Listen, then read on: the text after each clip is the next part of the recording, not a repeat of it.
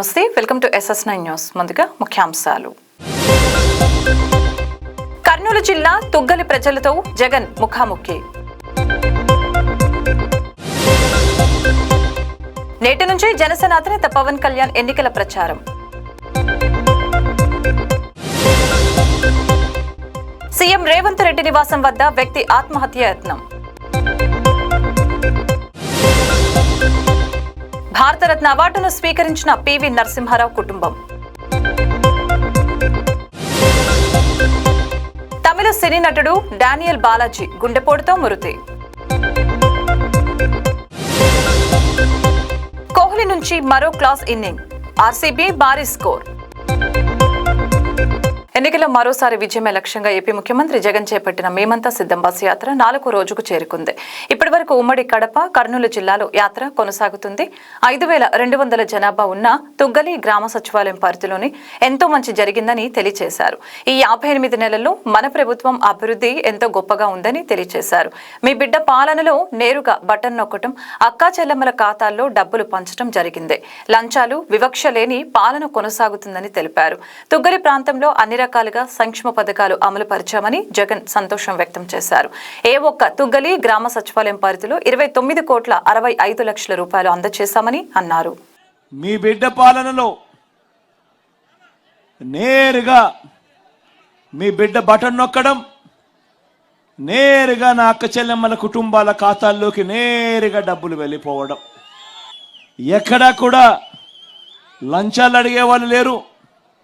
ఎక్కడా కూడా వివక్షకు చోటు లేకుండా, కులం చూడకుండా, మతం చూడకుండా, ప్రాంతం చూడకుండా, రాజకీయ పార్టీ ఏది అని కూడా చూడకుండా, చివరకు మనకు ఓటు వేసి, మనకు గత ఎన్నికల్లో ఓటు వేయని వారైనా కూడా పర్వాలేదు, వాళ్ళకైనా కూడా అర్హత ఉంటే వాళ్ళు కూడా ఖచ్చితంగా దొరకాలి, ఖచ్చితంగా జరగాలి అని మంచి చేసిన ప్రభుత్వం మన ప్రభుత్వం, మీ బిడ్డ ప్రభుత్వం. ఈ తుగ్గలి గ్రామానికి సంబంధించి 1748 ఇల్లులుంటే ఈ సచివాలయం పరిధిలో, ఇందులో మీ బిడ్డ బటన్ నొక్కడం, నా అక్క చెల్లెమ్మల కుటుంబాల ఖాతాల్లోకి డబ్బులు వెళ్ళిపోవడం, లేదా నేరుగా చేతుల్లోకి డబ్బులు వెళ్ళిపోవడం గమనిస్తే ఒకసారి అక్షరాల 1666 ఇండ్లు 1748 ఇళ్లకు గాను, అంటే 95% ఇళ్లకు ఈరోజు మీ బిడ్డ బటన్ నొక్కడం, నేరుగా నా అక్క చెల్లెమ్మల కుటుంబాల చేతుల్లోకి డబ్బులు వెళ్ళిపోవడం. ఈ తుగ్గలి గ్రామ సచివాలయం పరిధిలో ఉన్న 5,200 జనాభా ఉన్న ఈ తుగ్గలి గ్రామ సచివాలయం పరిధిలోనే 1748 ఇళ్లు ఉన్న ఈ తుగ్గలి గ్రామ సచివాలయం పరిధిలోనే 95% ఇళ్లకు బటన్ నొక్కడం, నేరుగా నా అక్క చెల్లెమ్మల కుటుంబాల ఖాతాల్లోకి డబ్బులు వెళ్ళిపోవడం. ఈ 58 నెలల్లో ఈ ఒక్క తుగ్గలి గ్రామానికి సంబంధించిన సచివాలయం పరిధిలో ఎంత ఇచ్చామో తెలుసా? కేవలం ఈ 58 నెలల కాలంలో 29,65,00,000 29,65,00,000 ఈ ఒక్క తుగ్గలి గ్రామ సచివాలయ పరిధిలో 5,226 జనాభాకు 1,748 ఇల్లున్న ఊరిలో 1,666 ఇళ్లకు అక్షరాల ఈ 58 నెలల కాలంలో 29,65,00,000 రూపాయలు మీ బిడ్డ బటన్ నొక్కాడు, నేరుగా నా అక్క చెల్లెమ్మల కుటుంబాల చేతుల్లోకి డబ్బులు పోయాయి. ఆశ్చర్యంగా అనిపించడం లేదా ఈ నంబర్లు చెప్తా ఉంటే? పవన్ కళ్యాణ్ నేటి నుంచి ఎన్నికల ప్రచారంలో పాల్గొంటారు. ఆయన పర్యటన షెడ్యూల్ని జనసేన పార్టీ రాజకీయ వ్యవహారాల కమిటీ చైర్మన్ నాదెండ్ల మనోహర్ శుక్రవారం ప్రకటించారు. షెడ్యూల్ ప్రకారం మార్చి 30 నుంచి ఏప్రిల్ 2 వరకు పవన్ పిఠాపురంలో పర్యటిస్తారు. ఏప్రిల్ 3న తెనాలి, 4న నెల్లిమర్ల, 5న అనకాపల్లి, 6న ఎలమంచిలి, 7న పెందుర్తి, 8న కాకినాడ గ్రామీణం, 9న పిఠాపురం, 10న రాజోలు, 11న పి గన్నవరం, 12న రాజానగరం నియోజకవర్గాల్లో పవన్ పర్యటిస్తారు. పివి నరసింహారావు తరపున ఆయన కుటుంబం భారతరత్నను స్వీకరించింది. దేశ అత్యున్నత పురస్కారం భారతరత్న ప్రదానోత్సవాన్ని శనివారం నిర్వహించారు. ఢిల్లీలోని రాష్ట్రపతి భవన్లో జరిగిన కార్యక్రమంలో రాష్ట్రపతి ద్రౌపది ముర్ము వీటిని ప్రదానం చేశారు. పివి తరపున ఆయన తనయుడు ప్రభాకర్ రావు ఈ పురస్కారాన్ని స్వీకరించారు. ఈసారి భారతరత్న 5గురికి ఇచ్చారు. కర్పూరి ఠాకూర్, స్వామినాథన్, చరణ్ సింగ్ కుటుంబ సభ్యులు కూడా భారతరత్నను స్వీకరించారు. ఈ 4గురికి మరణానంతరం అవార్డు లభించడంతో వారి వారి కుటుంబ సభ్యులు స్వీకరించారు. आज के अलंकरण समारोह का आयोजन भारत रत्न प्रदान करने के लिए किया गया है। सर्वप्रथम श्री पीवी नरसिंह राव मरणोपरांत उनके पुत्र श्री पीवी प्रभाकर राव।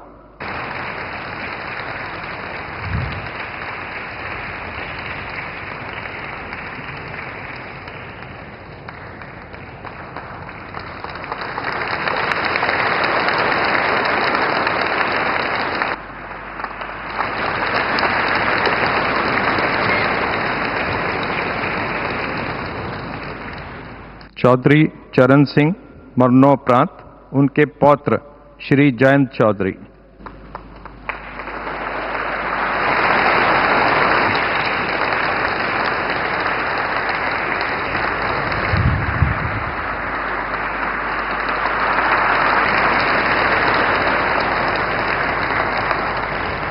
डॉक्टर मानकोंबू सांबशिवन स्वामीनाथन मरणोपरांत उनकी पुत्री डॉक्टर नित्या राव।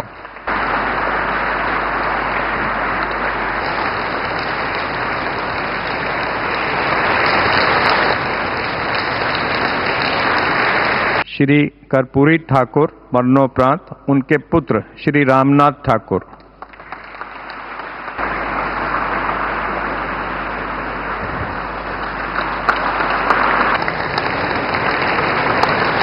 తెలంగాణ ముఖ్యమంత్రి రేవంత్ రెడ్డి హైదరాబాద్ నివాసం వద్ద ఓ వ్యక్తి ఆత్మహత్య యత్నానికి పాల్పడ్డాడు. అతను ఒంటిపై డీజిల్ పోసుకుని ఆత్మహత్యకు ప్రయత్నించాడు. ముఖ్యమంత్రి తనను అపాయింట్మెంట్ ఇవ్వటం లేదని అతను ఈ చర్యకు పాల్పడుతున్నట్లు తెలిపాడు. పోలీసులు అతన్ని అడ్డుకొని అదుపులోకి తీసుకున్నారు. అతను ఎక్కడి నుంచి వచ్చాడు, ఎందుకు ఆత్మహత్య ప్రయత్నం చేశాడు అనే అంశాలపై పోలీసులు ఆరా తీస్తున్నారు.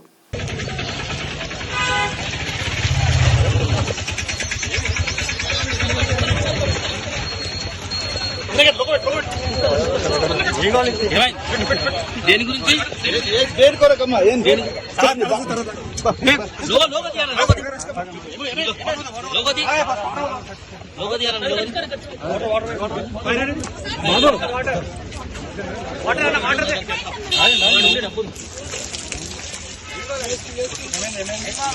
నేను 4 సంవత్సరాల నుంచి కాంగ్రెస్ పార్టీ టీడీపీలో నుంచి లోగో పెట్టకండి లోగో పెట్టకండి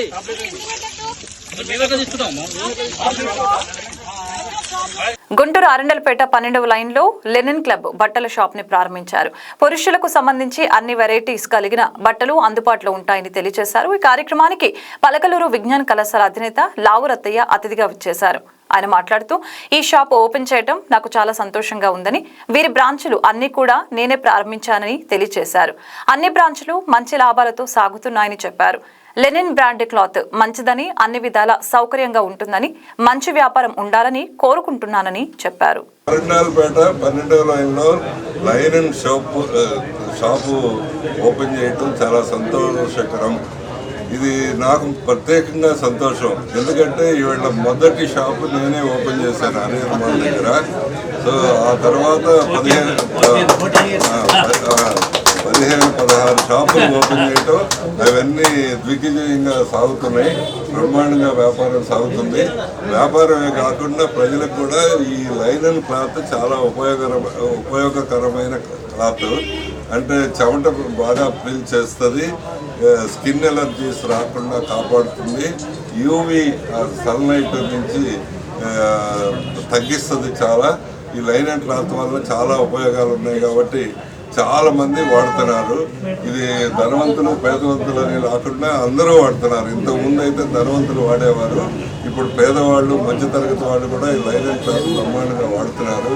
కాబట్టి ఈ లైనన్ క్లాత్ ఈ మార్కెట్కి తీసుకురావటం, ఈ షాప్ ఓపెన్ చేయటం చాలా చాలా శుభ పరిణామం. సో ఇక్కడ వీరందరికీ, ఈ మేనేజ్మెంట్ వారికి, దీని మీద ఇన్వెస్ట్ చేసిన వాళ్ళకి, అట్లానే కంపెనీ వారికి వారందరికీ నా హృదయపూర్వక శుభాకాంక్షలు, ఆశీస్సులు, అభినందనలు. భాకరాపేట రేంజు పరిధిలో ఎర్రచందనం స్మగ్లర్లను పోలీసులు అరెస్టు చేశారు. ఎర్రచందనం మరియు వాహనాలను స్వాధీనం చేసుకున్నారు. దత్తాత్రేయ వారి రహస్య సమాచారంపై వారి ఆధ్వర్యంలో రాత్రి 9 గంటలకు నాగపట్ల ఈస్ట్ బీట్ వద్ద అక్రమ రవాణా చేస్తున్న సుమారు 5 లక్షల విలువ కలిగిన 7 ఎర్రచందనం కొయ్యల బరువు 258.5 కేజీలు మరియు ఒక కారు 2 ద్విచక్ర వాహనాల్ని అధికారులు స్వాధీనపరుచుకున్నారు. అక్రమ రవాణాలో పాల్పడిన తిరువన్నమలై చెందిన ఆరుముగం రామకృష్ణను అరెస్టు చేసి తిరుపతి కోర్టుకు పంపడం జరిగింది. ఈ దాడిలో తౌఫిక్ ఇస్లాం, రవి, శంకర్ పాల్గొన్నారు.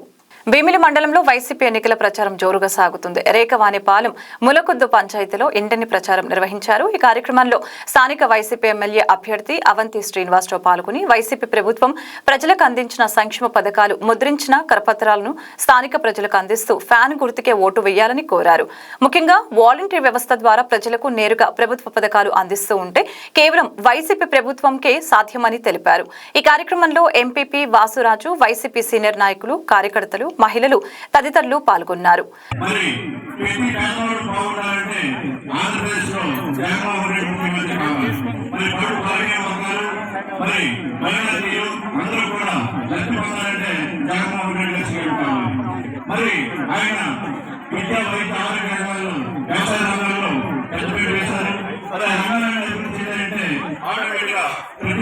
కూడా అభివృద్ధి చెందాలంటే మంచి వైద్యం చేయించుకోవాలంటే జగన్మోహన్ రెడ్డి గారు సీఎం కావాలి. అలాగే అమ్మఒడి రావాలంటే జగన్మోహన్ రెడ్డి గారు సీఎం కావాలి. మరి అలాగే రైతన్నలకు మన ఇంటిలోనే మన ఊళ్ళోనే వేరు విత్తనాలు పనిముట్లు అన్ని కావాలంటే మళ్ళీ జగన్మోహన్ రెడ్డి గారు సీఎం చేసుకుంటేనే ఇవన్నీ కొనసాగుతాయి. ప్రతి ఒక్కరు కూడా ఆలోచించండి. ఈ మహిళా పక్షపాత ప్రభుత్వం ప్రతి సంక్షేమం కూడా మహిళలు ఇస్తున్నారు. మగవారి కంటే మహిళలే ఎక్కువగా తెలిసిన జగన్మోహన్ రెడ్డి గురించి ఆయన ఇస్తున్నాడు. మీ అకౌంట్ లో ఎంత అమౌంట్ వస్తుంది అంటే మీకే తెలుసు. కాబట్టి మరి ప్రతి ఒక్కరు కూడా మంచి మనసుతో జగన్మోహన్ రెడ్డి గారిని ఆశీర్వదించండి. మరి జగన్మోహన్ రెడ్డి గారి ముఖ్యమంత్రి కావాలంటే మన అవంతి శ్రీనివాసరావు గారు మీ ఎమ్మెల్యేగా మీరు గెలిపించుకోవాలి. మరి ఆయన గురించి మీకు అందరికీ తెలుసు. మరి నాకు తెలిసి మామూలుతో 10 సార్లు వచ్చుంటారు. గతంలో ఏ ఎమ్మెల్యే కూడా ఇన్నిసార్లు తిరిగినటువంటి దాఖలాలు లేవు. మరి ఈ రోజు జగన్మోహన్ రెడ్డి గారు సింగిల్ గానే వస్తున్నారు. మరి జగన్మోహన్ రెడ్డి గారిని సీఎం చేయకుండా అడ్డుకోవడానికి అందరూ కూటమిగా ఏర్పడి జగన్మోహన్ రెడ్డి గారి మీద కుట్ర పనులతో ఎన్నో ఇబ్బంది పెట్టడానికి ప్రయత్నం చేస్తున్నారు. ఆయన ఒకటే చెప్తున్నారు, మీకు మంచి జరిగిందంటేనే నాకు ఓటు వేయండి. నేను ప్రజలని దేవుడిని నమ్ముకున్నాను కాబట్టి ఖచ్చితంగా మీరు అందరూ జగన్మోహన్ రెడ్డి గారిని ఆశీర్వదించండి. మరి మే 11వ తారీఖున మనకి 2 ఓట్లు ఇస్తారు. మరి పక్క జిల్లా వస్తే ఝాన్సీ గారికి ఎంపీగా అవకాశం ఇచ్చారు. మరి ఎమ్మెల్యే గారికి అవకాశం ఇచ్చారు. కాబట్టి 2 ఓట్లు కూడా మీరందరూ కూడా బ్యాంకు గుర్తుపై వేసి మాకు నుంచి భారీ మెజార్టీ ఇచ్చి మరి అక్కడి నుంచి వాళ్ళని అందరినీ కూడా హృదయపూర్వకంగా కోరుకుంటూ సెలవు తీసుకుంటాను. గుంటూరు జిల్లా పట్నం బజార్ పరిధిలో సార్వత్రిక ఎన్నికల్లో భాగంగా టీడీపీ ఎంపీ అభ్యర్థి పెమ్మసాని చంద్రశేఖర్ మరియు ఎమ్మెల్యే అభ్యర్థి అబ్దుల్ నజీర్ అహ్మద్ ఎన్నికల ప్రచారం కొనసాగించారు. పట్నం బజార్ బెంగాలు షాపులు 1500కు పైగా ఉన్నాయని, వారికి ఆదాయం సరిగ్గా లేదని, వ్యాపారం సరిగ్గా జరగట్లేదని, వారికి కావాల్సిన సౌకర్యాలను, అవసరాలను తీరుస్తామని చంద్రశేఖర్ భరోసా ఇచ్చారు. ఈ ప్రాంతంలో అభివృద్ధి లేకపోవడం వారికి బాధాకరమని ఆవేదన వ్యక్తం చేశారు. వీరందరి ఓట్లు మాకు ఎంతో అవసరమని, మా ప్రభుత్వంలో పాఠశాలలు కూడా నిర్మిస్తామని చెప్పారు. కార్యక్రమంలో టీడీపీ కార్యకర్తలు, ప్రజలు పాల్గొన్నారు. దాదాపుగా 1500 మంది బెంగాలీ వ్యక్తులు ఇక్కడ వ్యాపారం చేసుకుంటూ స్థిరపడ్డారు. వాళ్ళకి ఓట్లు అనేవి తీసుకోవడం అనేది ఒకటి ఇంపార్టెంట్. రెండోది వాళ్ళ వ్యాపారాలు కూడా బాగా తగ్గిపోయినాయి అని చెప్తా ఉన్నారు. సో ఈ ప్రాంతంలో అభివృద్ధి లేకపోవడం వల్ల, ఎకానమీ ఇంప్రూవ్ అవ్వకపోవడం వల్ల జనాల స్పెండింగ్ పవర్ తగ్గిపోయింది. సో వాళ్ళు ఆ విధంగా ఇబ్బంది పడుతున్నారు. అదేవిధంగా వాళ్ళకి వ్యక్తిగతంగా కొన్ని సమస్యలు ఉన్నాయి. లోకల్ స్కూల్ ఒకటి కావాలంటా ఉన్నారు. గవర్నమెంట్ ల్యాండ్ ఇస్తే వాళ్లే కట్టుకుంటా ఉన్నారు. సో ఇవన్నీ రేపు గెలిచిన తర్వాత తప్పకుండా ఇంకొకసారి వచ్చి వాళ్ళకి ఏ విధమైనటువంటి సమస్యలు ఉన్నాయో అవన్నీ తీర్చే విధంగా ప్లాన్ చేస్తామని హామీ ఇస్తున్నాం. సార్, ఇప్పటికే 300 కుటుంబాలు గత 70 సంవత్సరాల నుంచి జీవనం సాగిస్తున్నారు. వాళ్ళు బంగారు పని తయారీలో నిష్ణాతులు. వాళ్ళ పిల్లల చదువు కోసమని పాఠశాల కావాలి అని అంటున్నారు. మాకు ఒక ఖాళీ స్థలం ఇప్పుడు ఇచ్చినా మేము కట్టించుకుంటామండి, మాకు ఓటర్ కార్డులు ఓట్లు వేసే హక్కు కల్పించండి అని కొంతమంది అడుగుతున్నారు.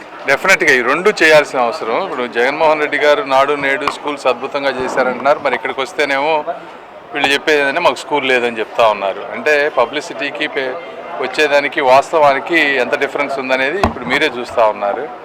అది సో గవర్నమెంట్ వచ్చిన తర్వాత తప్పనిసరిగా ఎక్కడైతే దగ్గరలో స్థలం ఉందో చూసి ఆ స్కూల్ ఏర్పాటు చేస్తాం. మేము ఓటర్స్ అనేది మేము కూడా వర్క్ చేస్తాం. ఓటర్స్ని ఎలా యాడ్ చేయాలనేది మా టీంని కూడా పెడతాము, అలానే మోటివేట్ కూడా చేస్తాం. గుంటూరు తూర్పు నియోజకవర్గంలోని షరాబ్ బజార్, అలాగే ఫ్రూట్ మార్కెట్, పట్నం బజార్, బండల్ బజార్ వివిధ ప్రాంతాల్లో వ్యాపారస్తులను కలవడం జరుగుతూ ఉంది. ముఖ్యంగా ఇక్కడ అనేక రకాల సమస్యలు ఉన్నాయి. ఇంత పెద్ద వ్యాపార కూడల్లో ఎక్కడ కూడా పబ్లిక్ టాయిలెట్స్ కూడా కనీసం నిర్మించలేనటువంటి పరిస్థితులు, దౌర్భాగ్య పరిస్థితుల్లో నగరపాలక సంస్థ ఉండడం, ముఖ్యంగా వాటి మీద గౌరవ ఎంపీ అభ్యర్థిగా ఉన్నటువంటి పెమ్మసాని చంద్రశేఖర్ గారు ప్రజలను వారందరికీ కూడా రాబోయేటువంటి రోజుల్లో పబ్లిక్ టాయిలెట్స్ను ఈ మార్కెట్ సెంటర్లో ఏర్పాటు చేసేటువంటి కార్యక్రమంతో పాటు ముఖ్యంగా బెంగాలీలు గత 4 దశాబ్దాల నుండి ఇక్కడే ఉంటూ ఇక్కడే వ్యాపారాలు చేసుకుంటూ జీవనం సాగిస్తున్నటువంటి బెంగాలీలందరికీ కూడా ధైర్యాన్ని కలిగిస్తూ వాళ్ళందరూ కూడా ఓట్లు తీసుకోవాలని చెప్పి తప్పకుండా అభివృద్ధికి ఈ నగరానికి సంబంధించినటువంటి పౌరులుగా వాళ్ళందరూ కూడా ఓట్లు తీసుకోవాలని చెప్పి ఎంపీ గారు కూడా అభ్యర్థించడం జరిగింది. వాళ్ళందరూ కూడా సముఖంగా ఉన్నారు. ప్రతి ఒక్కరు కూడా ఓటుని వినియోగించుకొని ఒక మంచి ప్రభుత్వాన్ని ఎన్నుకొని రాబోయేటువంటి రోజుల్లో ఆంధ్ర రాష్ట్ర అభివృద్ధిలో భాగస్వాములు కావాలని చెప్పి గౌరవ ఎంపీ గారు వాళ్ళందరూ కూడా పిలుపు ఇవ్వడం జరిగింది. దాంట్లో భాగంగా తప్పకుండా ఇక్కడ ఉన్నటువంటి బెంగాలీ సోదరులకు ఎటువంటి రక్షణ కావాలన్నా వారికి సంబంధించినటువంటి అంశాల్లో వారికి చేదోడు వాదోడుగా మేము అందరం కూడా ఉంటామని చెప్పి ఈ సందర్భంగా తెలియజేస్తూ ప్రతి ఒక్కరు కూడా ఈ ప్రాంతంలో ఉన్నటువంటి సమస్యల మీద పూర్తిగా అవగాహన కలిగి రాబోయేటువంటి రోజుల్లో ముఖ్యంగా వ్యాపారాలకు సంబంధించినటువంటి అంశాల్లో ట్రాఫిక్ ఇబ్బంది కానీ, అలాగే పార్కింగ్ కానీ, అలాగే పబ్లిక్ టాయిలెట్స్ కానీ వారికి కావాల్సినటువంటి అనేక కార్యక్రమాలకు దృష్టి సారించి ఈ ప్రాంతానికి పూర్తిగా అభివృద్ధి చేస్తామని చెప్పి కూడా భరోసా ఇస్తూ ఈరోజు ఎన్నికల ప్రచారంలో ముందుకు సాగుతా ఉన్నాం. ప్రజలు కూడా నీరాజనాలు పలుకుతా ఉన్నారు. ఈరోజు పెద్ద ఎత్తున వారు ఈ కులం ఆ కులం అని కాదు, వ్యాపారస్తులైతే ఈ రాష్ట్రానికి చంద్రబాబు నాయుడు గారి నాయకత్వం అవసరం, చంద్రబాబు నాయుడు గారు వస్తేనే ఈ రాష్ట్రం అభివృద్ధి చెందుతుంది, వ్యాపారాలు కొనసాగుతాయని వారందరూ కూడా చెప్తున్నటువంటి పరిస్థితులు. తప్పకుండా భారతీయ జనతా పార్టీ, జనసేన, టీడీపీ కూటమిని ప్రజలు ఆదరిస్తా ఉన్నారు. అత్యధిక మెజార్టీతో గెలిపిస్తారని చెప్పి మేమందరం కూడా భావిస్తా ఉన్నాం. పెమ్మసాని చంద్రశేఖరరావు గారు పర్యటన, ఇద్దరు కలిసి పర్యటిస్తూ ఉంటే మరి ముఖ్యంగా ఈ యొక్క కూడలు మొత్తం కూడా వ్యాపారవేత్తలు ఉన్నటువంటి ప్రాంతం. ఈ ప్రాంతంలో మేము తిరుగుతూ ఉంటే ప్రజలందరినీ కూడా కలుస్తున్నప్పుడు ప్రజలందరూ కూడా ఒకటే చెప్తూ ఉన్నారు, వైఎస్ఆర్సీపీ వచ్చిన నాటి నుండి మేము అనేకమైనటువంటి ప్రాబ్లమ్స్ ఫేస్ చేస్తూ ఉన్నాం, వ్యాపారాలు లేక చాలా ఇబ్బందులు పడుతున్నాం, కనీసం మాకు స్వేచ్ఛ కూడా లేదు, మేము చాలా భయాందోళనలో ఉంటున్నాం, ఎప్పుడు ఏం జరిగిద్దా, ఎప్పుడు సరైనటువంటి శాంతి భద్రతలు ఏ నిమిషాన ఏం జరిగిద్దో అని చెప్పి భయభ్రాంతులతో జీవిస్తున్నటువంటి పరిస్థితి అని చెప్పి చెప్తూ ఉన్నారు. అంతేకాకుండా కనీసం ఈ ప్రాంతంలో వీరికి వ్యాపారవేత్తలకి కావాల్సినటువంటి కనీస మౌలిక సదుపాయాలు కూడా లేకపోవటం అనేది చాలా బాధాకరమైనటువంటి విషయం. మరి ముఖ్యంగా ఇక్కడ ఉన్నటువంటి ప్రజలు మేము ఇక్కడ టాయిలెట్స్ లేక చాలా ఇబ్బంది పడుతున్నాం. గతంలో కూడా చాలాసార్లు ఇక్కడ ఉన్నటువంటి స్థానిక ఎమ్మెల్యే ఇప్పుడు 2 సార్లు గెలిచున్నాడు. ఆయన దృష్టికి అనేక సార్లు ఇక్కడ ఉన్నటువంటి సమస్యలు మేము తీసుకెళ్ళినప్పుడు చెవిటోడు సంఘంలో ఊతే ఏ విధంగా ఉండిద్దో ఆ విధంగా శంఖం ఊతే ఏ విధంగా ఉండిద్దో ఆ విధంగా ఉంది, ఎమ్మెల్యే పట్టించుకునేటువంటి పరిస్థితి లేదు అని చెప్పి చెప్తా ఉన్నారు. అంతేకాకుండా బెంగాలీ ప్రాంతంలో ఉన్నటువంటి అక్కడ ఉన్నటువంటి వ్యాపారవేత్తలు ఇక్కడ దాదాపుగా 30-40 సంవత్సరాల నుంచి ఇక్కడ మేము ఉంటా ఉన్నాం. మా బిడ్డలకు కావాల్సినటువంటి విద్యా సౌకర్యాలు కానీ ఏమీ కూడా లేవు.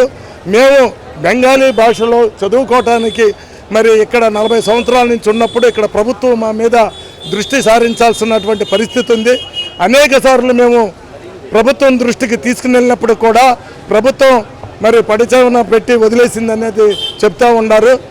మరి చంద్రశేఖర్ గారి దృష్టికి తీసుకెళ్ళినప్పుడు నేను రానున్నటువంటి రోజుల్లో మీ మీద దృష్టి సారించి మీకైతే విద్యాపరంగా ఏవైతే అవసరాలు ఉన్నాయో ప్రభుత్వం దృష్టికి తీసుకుని నేను వెంటనే ఈ చదువుకి మీకు కావాల్సినటువంటి సదుపాయాలు చేస్తామని చెప్పడమే కాకుండా వారికి ఓటు హక్కుని కూడా దాదాపుగా 40 సంవత్సరాల నుంచి ఇక్కడ ఉంటుంటే ఓటు హక్కు కూడా లేకుండా చాలామంది ఇబ్బంది పడుతూ ఉన్నారు.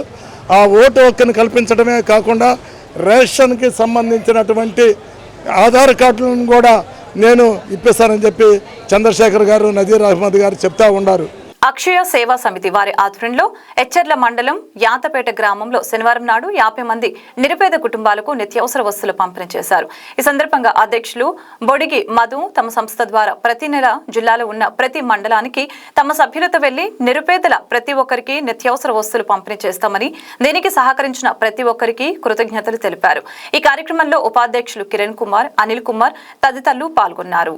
రెవెన్యూ శాఖ ప్రధాన అధికారిపై ఏసీబీ నిఘా పెట్టింది. ఎంఆర్ఓపై వచ్చిన ఆరోపణలపై ఏసీబీ పంజా విసిరింది. తిరుపతి రేణిగుంట ఎంఆర్ఓ శివప్రసాద్ ఇల్లు, ఆఫీసులపై ఏసీబీ దాడులు నిర్వహించారు. గతంలో రేణిగుంట ఎంఆర్ఓగా పనిచేసిన శివప్రసాద్ ఎన్నికల నేపథ్యంలో కడపకు బదిలీ అయ్యారు. ఈ నేపథ్యంలో రేణిగుంట, కడప, తిరుపతి, బెంగళూరులలో ఏకకాలంలో దాడులు కొనసాగుతున్నాయి. భారీగా అక్రమాస్తులు ఉన్నట్లు గుర్తించిన ఏసీబీ అధికారులు శివప్రసాద్ ఇల్లు, ఆఫీసులపై దాడులు నిర్వహించారు.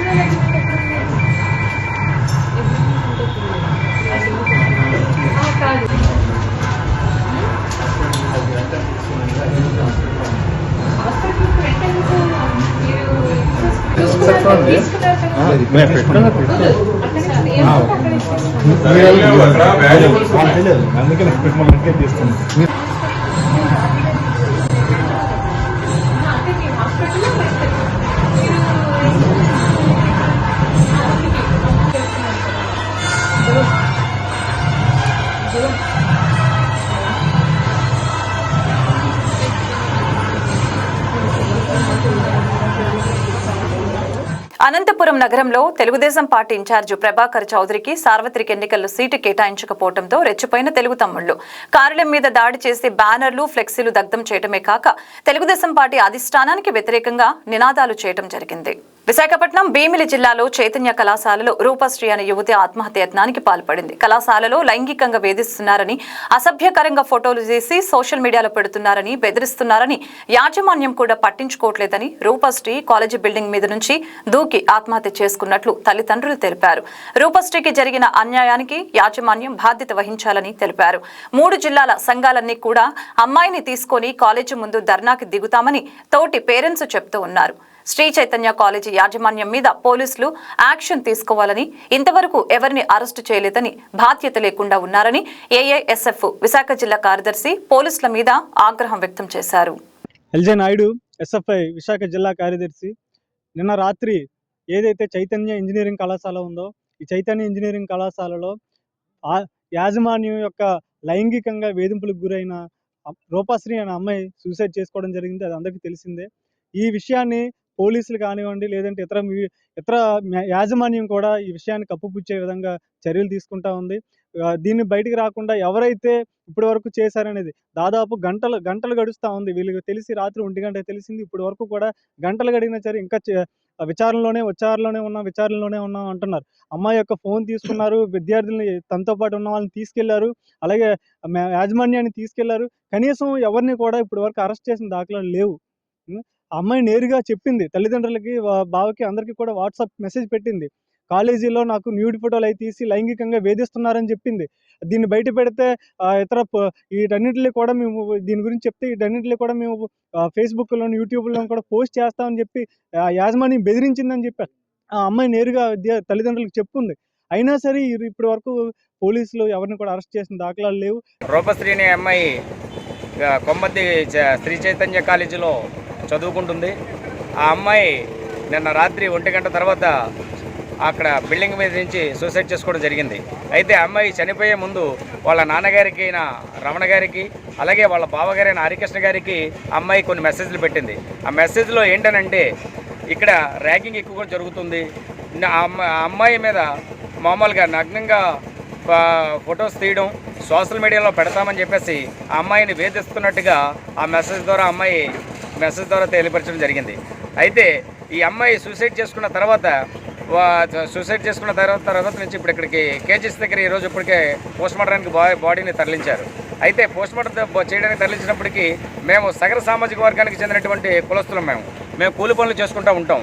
కూలి పనులు చేసుకొని మా పిల్లల్ని కాలేజీల్లో జాయిన్ చేసి చదివిస్తూ ఉంటే ఈ యాజమాన్యమే వైఫల్యం వల్లే ఇలాంటి పరిస్థితి జరిగితే ఆడపిల్లలకి న్యాయం ఏంటి జరుగుతుంది? ఈ అమ్మాయి చనిపోవడానికి ఏకైక కారణం శ్రీ చైతన్య కాలేజీ యాజమాన్యం మొత్తం. ఎందుకంటే ఆ అమ్మాయి పెట్టిన మెసేజ్లు చూస్తే మీ అందరికీ అర్థమవుతుంది. దయచేసి ఇప్పటికైనా సరే పోలీసు వారు ఏం జరుగుతుందో మాకు కొంచెం తెలియపరచవలసిందిగా కోరుకుంటున్నాం. అలాగే శ్రీ చైతన్య వారి మీద కూడా యాక్షన్ తీసుకోవాల్సిందిగా పోలీస్ డిపార్ట్మెంట్ వారిని కోరుకుంటూ ఉన్నాం. ఆ అమ్మాయికి న్యాయం జరిగేంత వరకు కూడా ఈ విషయం మీద ఎంతవరకైనా వెళ్తాం, పోరాడతాం, ప్రభుత్వం దృష్టికి తీసుకెళ్తాం, మాకు న్యాయం జరిగేలాగే చేకూర్చుకుంటామని చెప్తున్నప్పుడు పోస్ట్మార్టం అయిపోయిన తర్వాత కూడా అమ్మాయిని శ్రీ చైతన్య కాలేజీకి తీసుకెళ్ళడం జరుగుతుంది. యాజమాన్యం దగ్గర మేము ఒక ధర్నా చేయడానికి నిర్ణయం తీసుకున్నాం. మా సగరపతులందరూ కూడా ఒక గంటలో అక్కడికి అందరూ హాజరవుతున్నారు. వీళ్ళందరి ద్వారా కూడా అక్కడ యాజమాన్యాన్ని మేము నిలదీయడం జరుగుతుంది. యాజమాన్యం ఆ అమ్మాయికి జరిగినటువంటి అన్యాయం మీద యాజమాన్యం స్పందించి దీనికి పూర్తి బాధ్యత వహిస్తే తప్ప ఆ యాజమాన్యాన్ని మేము ఎంతవరకైనా వదిలిపెట్టాం, ఎంతవరకైనా తీసుకెళ్తాం. మాకు కూడా కుల సంఘాలు ఉన్నాయి. ఇవన్నీ మేమే కల్పించినవో గొప్పల గురించో చేసేవి కాదు. ఒక ఆడపిల్లకి అన్యాయం జరిగింది, ప్రాణమైపోయింది. ఇప్పటికీ కూడా చైతన్య కాలేజీ ఇక్కడ ఆ అమ్మాయికి జరిగిన అన్యాయం మీద ఇప్పటికీ కూడా వాళ్ళు స్పందన లేదు. వాళ్ళు వచ్చారు, ఇద్దరు వచ్చారు కాలేజీ నుంచి. వాళ్ళు ఏం చెప్తారంటే అమ్మాయి సరిగా కాలేజీకి రాదు అని చెప్పేసి చెప్తున్నారు. ఆ అమ్మాయి ర్యాంక్ స్టూడెంట్, ర్యాంక్ వస్తేనే శ్రీ చైతన్యలో జాయిన్ అయింది. కావాలితే ఆ అమ్మాయి యొక్క స్టడీ సర్టిఫికేట్స్ అన్ని కూడా మీరు తీసుకొని చెక్ చేయవలసిందిగా ఈ సభముఖంగా మీ అందరికీ తెలియజేస్తూ ఉన్నాను. ఒక గంటన్నరలో మా సంఘాలన్నీ కూడా ఉమ్మడి 3 జిల్లాల్లో ఉన్నటువంటి సగర సంఘాలన్నీ కూడా ఇక్కడికి కేజీఎస్ దగ్గరికి, అక్కడ చైతన్య కాలేజీ దగ్గరికి హాజరవుతున్నాయి. దీనికి పూర్తి బాధ్యత చైతన్య కాలేజీ వాళ్ళు వహించాలి. మాకు తగిన న్యాయం జరిపించాలి. ఆ బాధ్యత వాళ్ళు వహించకపోతే ఆ కాలేజీ యాజమాన్యం కూడా వాళ్ళ మీద యాక్షన్ తీసుకోవాల్సిందిగా ప్రభుత్వాన్ని కోరుతున్నాం. తిరుమలలో భక్తుల రద్దీ పెరిగింది. శ్రీవారి సర్వదర్శనానికి భక్తులు సేవా సదన్ వద్ద లైన్ వెలుపల వేచి ఉన్నారు. టోకెన్ లేని భక్తులకు శ్రీవారి సర్వదర్శనానికి 24 గంటల సమయం పడుతోంది. శ్రీవారిని 60,958 మంది భక్తులు దర్శించుకుని మొక్కులు చెల్లించుకున్నారు. 31,245 మంది భక్తులు స్వామివారికి తలనీలాలు సమర్పించారు. నిన్న శ్రీవారి హుండీ ఆదాయం 3.45 కోట్ల రూపాయలు వచ్చినట్లు టీటీడీ వెల్లడించింది. తాజాగా బంగారం, వెండి ధరలు పెరిగాయి. దేశ రాజధాని ఢిల్లీలో 22 క్యారెట్ల 10 గ్రాముల బంగారం ధర 63,328 రూపాయలు ఉండగా 24 క్యారెట్ల 10 గ్రాముల బంగారం ధర 62,750 రూపాయలుగా ఉంది. హైదరాబాద్, విజయవాడలో 22 క్యారెట్ల 10 గ్రాముల బంగారం ధర 62,897 రూపాయలు ఉండగా 24 క్యారెట్ల ధర 78,000 రూపాయలుగా ఉంది. ఢిల్లీలో కిలో వెండి ధర 77,800 రూపాయలు ఉంది. హైదరాబాద్, విజయవాడలో కిలో వెండి ధర 81,000 వద్ద కొనసాగుతోంది. ప్రముఖ తమిళ సినీ నటుడు డానియల్ బాలాజీ 48 ఏళ్ల వయసులోనే గుండెపోటుతో మృతి చెందారు. చెన్నైలో శుక్రవారం ఆయనకు ఛాతీలో నొప్పి రావడంతో ఆసుపత్రికి తరలించగా ఆ రాత్రి మృతి చెందారు. డానియల్ బాలాజీ ఆకస్మిక మరణంతో తమిళ సినీ రంగం దుఃఖంలో కూరుకుపోయింది. కమల్ హాసన్ చిత్రం మరుదు నైగంతో ప్రొడక్షన్ మేనేజర్ గా డానియల్ బాలాజీ తన కెరియర్ ను ప్రారంభించారు. అయితే ఆ చిత్ర నిర్మాణం మధ్యలోనే నిలిచిపోయింది. అనంతరం రాధిక, శరత్ కుమార్ చిత్తి టీవీ సీరియల్లో డానియల్ పాత్ర ఆయనకు మంచి పేరు తీసుకొచ్చింది. దీంతో డానియల్ బాలాజీగా ఆయన పాపులర్ అయ్యారు. ఆయన పలు తెలుగు, మలయాళం, కన్నడ చిత్రాల్లో నటించారు. బ్యాటింగ్ కింగ్ విరాట్ కోహ్లీ తమ ఫేమ్ ను కొనసాగిస్తూ ఉన్నాడు. కోల్కతా నైట్ రైడర్స్ తో బెంగళూరులో జరుగుతున్న మ్యాచ్ లో రాయల్ ఛాలెంజర్స్ బెంగళూరు మొదట బ్యాటింగ్ చేసింది. విరాట్ కోహ్లీ మరొకసారి తన క్లాస్ బ్యాటింగ్ ను ప్రదర్శించిన వేళ ఆర్సీబీ నిర్ణీత 20 ఓవర్లలో 6 వికెట్లకు 182 పరుగులు చేసింది. ఓపెనర్ గా బరిలోకి దిగిన కోహ్లీ 59 బంతుల్లో 4 ఫోర్లు, 4 సిక్స్లతో 83 పరుగులు చేసి అజేయంగా నిలిచాడు. చివర్లో దినేష్ కార్తిక్, ధనాధన్ ఇన్నింగ్స్ ఆడాడు. డీకే 8 బంతుల్లో 3 సిక్సర్లతో 20 పరుగులు చేశాడు. వార్తలు ముగించే ముందు ముఖ్యాంశాలు మరొకసారి. కర్నూలు జిల్లా తుగ్గలి ప్రజలతో జగన్ ముఖాముఖి. నేటి నుంచి జనసేన అధినేత పవన్ కళ్యాణ్ ఎన్నికల ప్రచారం. సీఎం రేవంత్ రెడ్డి నివాసం వద్ద వ్యక్తి ఆత్మహత్య యత్నం. భారతరత్న అవార్డును స్వీకరించిన పివి నరసింహారావు కుటుంబం. తమిళ సినీ నటుడు డానియల్ బాలాజీ గుండెపోటుతో మృతి. కోహ్లీ నుంచి మరో క్లాస్ ఇన్నింగ్, ఆర్సీబీ భారీ స్కోర్. ఈ వార్తలు ఇంతటితో సమాప్తం. మరొక బులెటిన్లో మళ్ళీ కలుద్దాం. నమస్కారం.